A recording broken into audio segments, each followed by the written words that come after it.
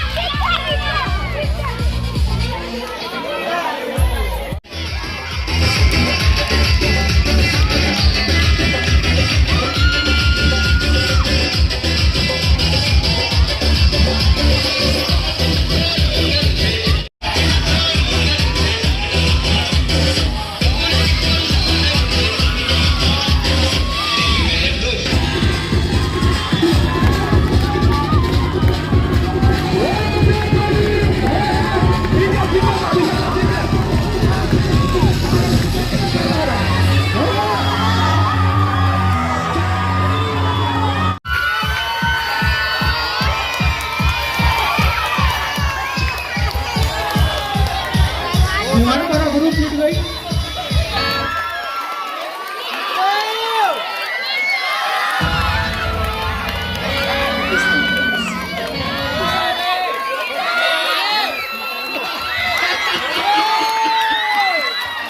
बालिका ग्रुप जीत गया।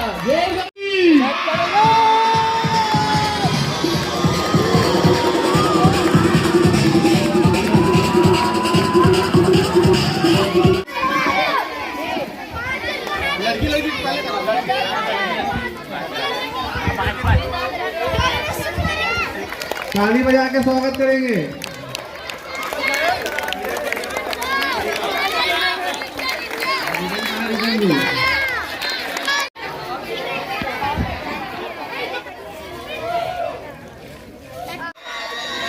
धीरे से एवं 10 बालक का के बीच किया जाएगा। हम माननीय श्री भूपेश बघेल सरकार जी का बहुत बहुत धन्यवाद करते हैं। इस टाइप के खेल जो थे, पारंपरिक खेल, वो विलुप्त हो चुके थे। आज ये बहुत सालों बाद ये सब चीज़ देखने मिलता है और हमको भी अच्छा लगता है करने में। कार्यक्रम है धीरे धीरे लुप्त हो चुका था, जिसको आज नया नया सब उभारते चले आ रहे हैं। और मैं तो कहता हूँ कि हर बच्चों को ये जो खेल है, ये तो कम से कम मोबाइल से ही अच्छे हैं, जिसमें मोबाइल के बच्चों को आजकल पकड़ा देते हैं। घर में कुछ भी कार्य हो रहा है तो बच्चे का आँख जा रहा है, ये सब इससे नुकसान है। ये खेल अगर चलते रहेगा तो बच्चों को कोई तकलीफ़ नहीं होगा और हष्ट पुष्ट रहेंगे। नहीं तो आजकल के बच्चे सब मोबाइल में बिजी हो जाते हैं, ऐसा खेलने को मिलते नहीं। तो ये ज़रूरी था कि पुराना खेल को उभारा जाए, ये धीरे धीरे लुप्त हो रहा था। मुख्यमंत्री आदरणीय श्री भूपेश बघेल जी द्वारा राजीव मितान क्लब जो गठन किया गया, जिसके अंतर्गत सब पारंपरिक छत्तीसगढ़ के खेल कूद होते हैं।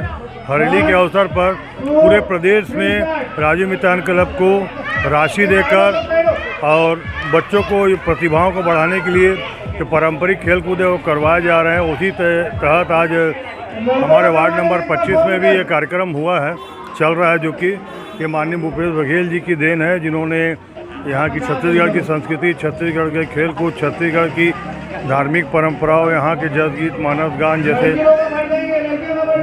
सब ये कार्यक्रमों को उभारा है और वापस छत्तीसगढ़ की संस्कृति को यहाँ लाया गया है। पारंपरिक खेल कूद को आगे बढ़ावा दिया जा रहा है, जिसके तारतम्य में आज यहाँ पर गेड़ी और दौड़, रस्सी कूद, लंबी दौड़ और जितने भी खेल होते हैं यहाँ पर वो करवाए जा रहे हैं। उसके लिए छत्तीसगढ़ की कांग्रेस की सरकार बहुत अच्छा काम कर रही है और ये काम आज तक किसी ने नहीं किया है। छत्तीसगढ़ बनने के बाद ये पहला अवसर है कि लोग अपनी परंपराओं में, अपने खेल में, अपने व्यंजन में वापस लौट कर आए हैं।